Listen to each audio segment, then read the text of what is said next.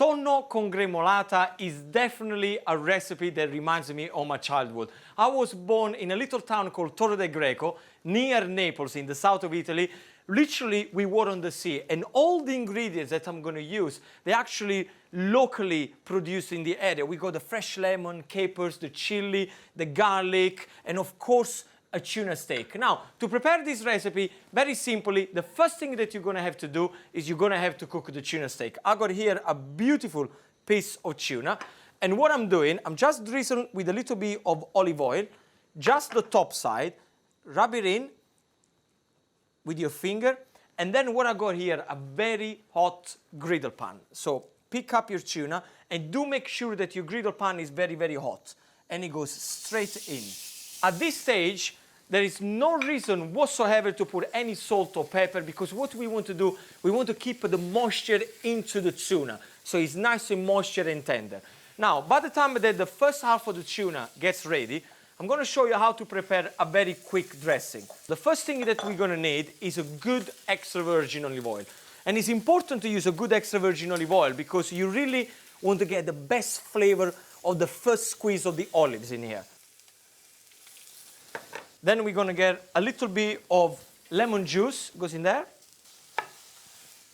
Running through your finger, so if there is any pips, you can definitely catch them. And then just whisk everything together. It's very, very simple. Now with the extra virgin and the lemon juice, we're going to add a little bit of water just to loosen up the dressing. That's it. Now at this stage, you can definitely use this dressing if you want to dress a little salad, but we're going to put more flavors in there. And the flavor we're going to use are very simple. First of all, a little bit of flat leaf parsley, and then we're going to put a little bit of, I call it oregano, you guys call it oregano, just the same thing. Let's put it there. Then we're going to put a few capers. These are capers in vinegar. The only thing that you have to do, just drain the vinegar and it goes straight into the chopping board. Then we got a couple of pinch of dry chili flakes. And then we got 1 clove of garlic. And what you simply want to do, just chop everything together. And by all means, if you don't have parsley or if you don't like parsley, you want to put a little bit of fresh mint, that will do absolutely fantastic. If you don't want the capers, you can take them out. If you love anchovies, like I do, you can add the anchovies. Just chop everything coarsely.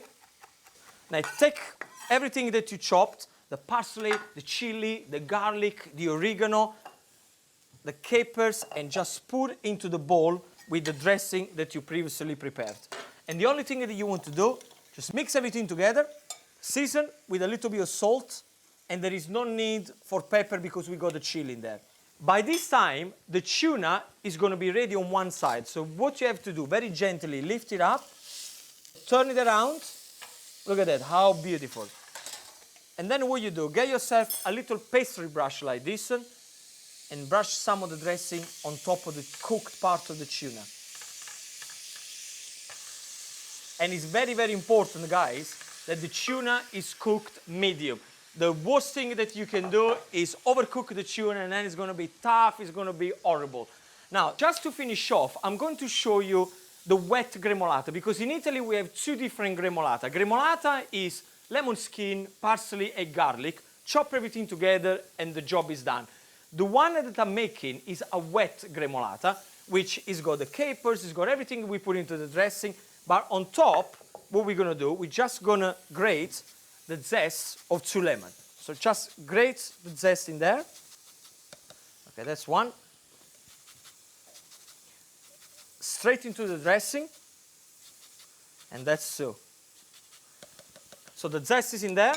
I got my wet gremolata ready, and my tuna is definitely cooked. So pick it up, put it on the chopping board, and let it relax a little bit, because now you can imagine the tuna is being in the hot griddle pan, so it's all tense and all the juices are tense into the meat. By relaxing, we're actually making the tuna tender. So leave it there for about 30 seconds.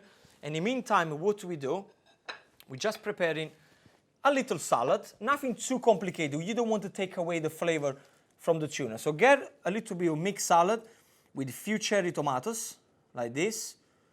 And I'm going to show you a very quick Italian dressing for the salad. Just drizzle the top with a touch of extra virgin olive oil, like this. And then squeeze a little bit of lemon juice, just like that. And to serve the tuna very, very simply, what you want to do, get yourself a nice sharp knife, cut it in a diagonal way, like this.